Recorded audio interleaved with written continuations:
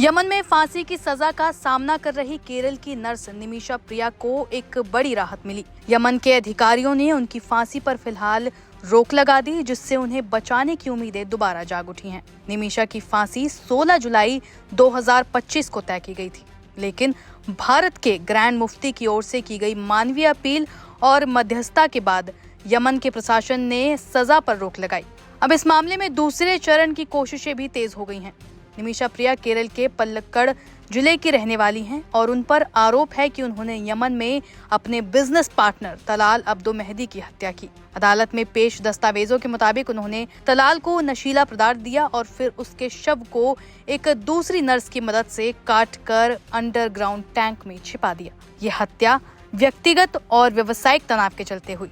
तब से निमिषा यमन की जेल में बंद है। इस केस में भारत के ग्रैंड मुफ्ती कंथमपुरम के एपी अबूबकर मुसलिया ने एक अहम भूमिका निभाई।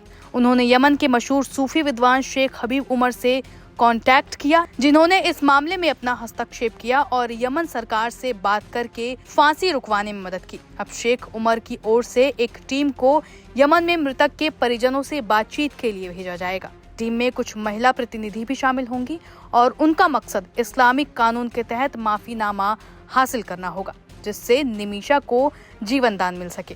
इस बीच ग्रैंड मुफ्ती की तरफ से राष्ट्रपति द्रौपदी मुर्मू और प्रधानमंत्री नरेंद्र मोदी को एक औपचारिक पत्र भी भेजा जा रहा है। इसमें भारत से एक प्रतिनिधिमंडल को यमन भेजने की इजाजत मांगी गई है।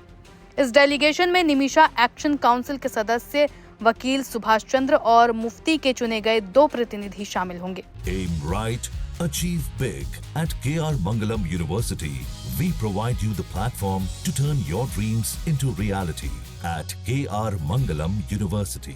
निमिषा के परिवार, सामाजिक कार्यकर्ताओं और आम नागरिकों की तरफ से एक धन्यवाद ज्ञापन यमन में भेजा गया है, जिसमें वहां की सरकार और अधिकारियों का आभार जताया गया।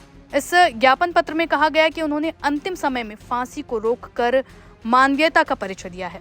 गौरतलब है कि पिछले कुछ समय से निमिषा प्रिया का मामला सोशल मीडिया और अंतर्राष्ट्रीय मीडिया में लगातार चर्चा का मुद्दा बना रहा। अब उम्मीद की जा रही है कि भारत सरकार की सीधी पहल और धार्मिक विद्वानों की मध्यस्थता से इस जटिल मामले में शांति और न्याय का समाधान निकलेगा।